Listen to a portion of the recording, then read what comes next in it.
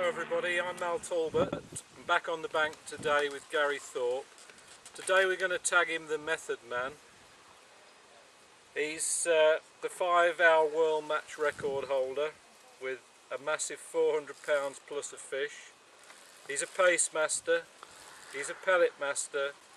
A great evolution's taken place with method feeder fishing over the years, and our top tackle companies, in this case we're using Drennan products, but our top tackle companies have really developed the method so well. Gary, I do not fish the method feeder. The next fish I catch on a method feeder would be my first. So I'm one of the old-fashioned guys as far as that's concerned and use open-ended feeders. Just take me through what this is all about, please. Well, this is the new Drennan mould. Right. And they're made of rubber, soft rubber. Yep.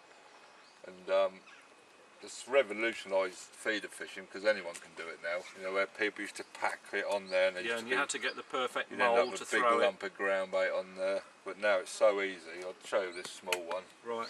There's a little indentation in the mould where you can put your bait in if you want the bait on the outside of your feeder. You know, if you're catching quick and you want them to see the bait straight away, there's a little indentation there. You just drop your bait in there and you just fill the mould with ground bait or pellet. What ground bait is that? Is that a method mix? That's the got bait atomic paste with a bit of brown crumb. So quite simple mix. Yeah. Yep. And you just push that in like that. Got it.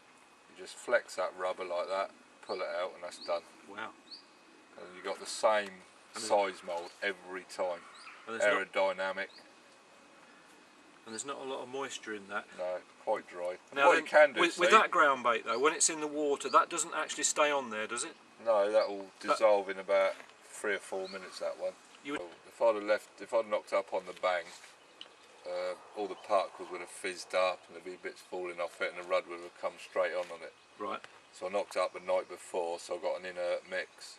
You know, so it's dead. You know, it's been wetted for 24 hours. And it won't fizz. No, it'll just break off the feed.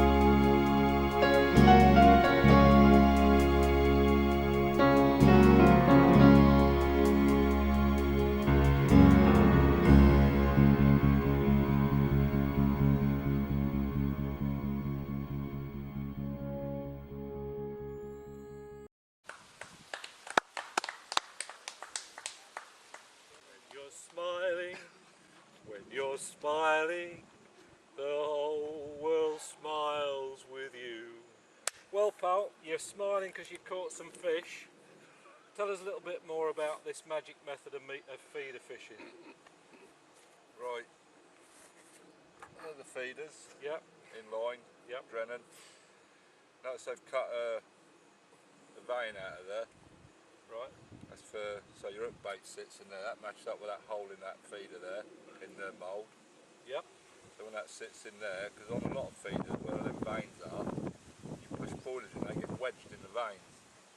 And what I noticed was you could mix that very, very quickly when you've taken it out of the mould, a final squeeze, and it was out there within sort of seconds. Yeah, they're brilliant moulds and feeders. Yeah. Is that like a silicone? It's like a silicone, isn't it? Like rubber. Pump? Rubber, It's isn't it? rubber, yeah, rubber silicone feel to it. But, like I say, having that vein out means your boilie ain't going to get trapped in between the veins like on a lot of feeders. Okay. And that's set off at an angle, isn't it? You Yeah. probably can't see it on camera, but So your hook bait goes in that little circle in there. One press, release, that's done. I notice you actually pull that out, pull that mould out so the Yeah. ground bait doesn't break Don't stick break it. off. Can I just have a feel of that, Gary, please? So that what probably weighs Probably 20 grams in all, because 15 grams feeder and a bit of ground bait. okie dokie. We really need to put that in some water to see what happens, don't we? But You've got the method connectors that come with them. yep. They actually fit in the base of the feeder right inside. And that connects what? It's Your got reel a- line? Yeah, it's got two hooks on a hook on either end. So you thread your line through, make a little loop in your main line, that goes on one hook, Right. and then you've got another hook there for your hook length. So you can just slide the rubber up, change your hook length, or if you want to change feeders, slide the rubber down, swap on another feeder, and then clip it back on again. And what are they, 10 out of 10 Yeah, kind of product? very good, yeah. Yep.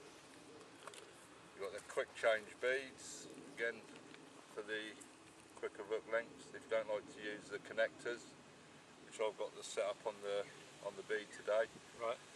again it's just undo it, change your hook lengths. I noticed you didn't have any spare hook lengths made up for different colour boilers, and what was noticeable, when you changed over to a yellow-orangey boiler today, you didn't get the response that you did from a The red. thing is, I can probably put a boilie on as quick as I can change hook length. Can you? So Alright, I'll what go I'd along use with that for is if you want to use maggots. So you'd have hook length with not hair rig, just so you can have maggots on there.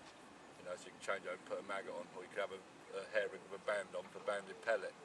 When you're fishing this method, do you use maggots very often as a hook bait? Yeah, quite often, Yeah. yeah. Very good bait. Great.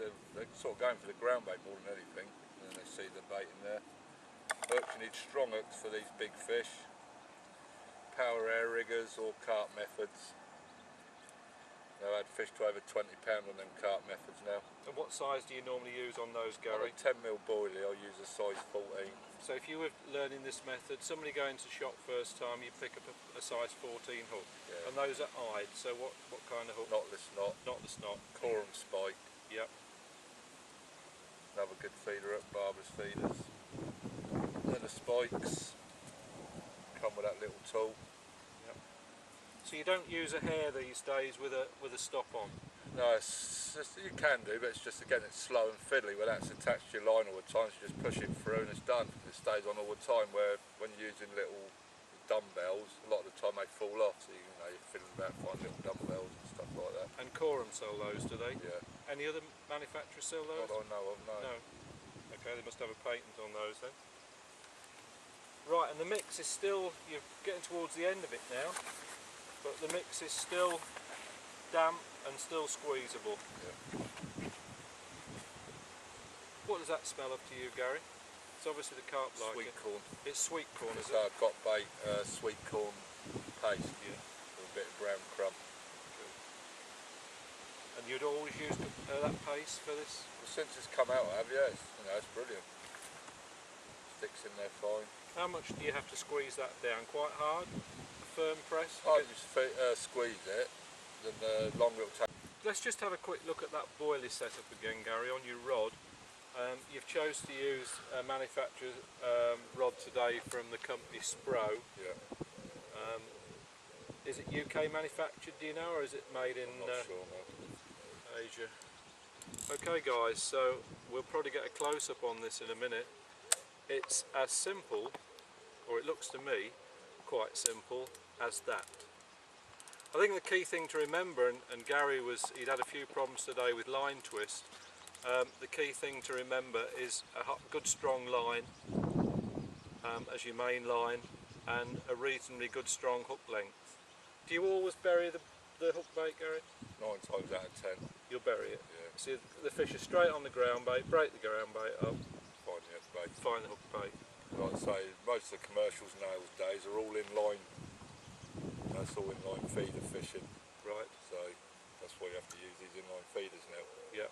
So you know, if you do get snapped up, that's just going to fall off the line, and they'll get rid of that small work barber's hooks. You prefer bait runners, obviously, because when you're fishing with a bait runner, if you're doing other things, you can put the... Yeah, I sort of use them when I'm on venues where you use elasticated feeders, you know, on natural venues. Yeah. When you're making up another feeder, you don't want your rod getting dragged in. So Just put the runner on, so those that don't know, and you can see if you get a pickup and the fish moves off while you're doing something else, you can hear that back winding mechanism. Brilliant. So when you leave here, you're off catfishing. Yep. Will you sleep tonight? Oh yeah.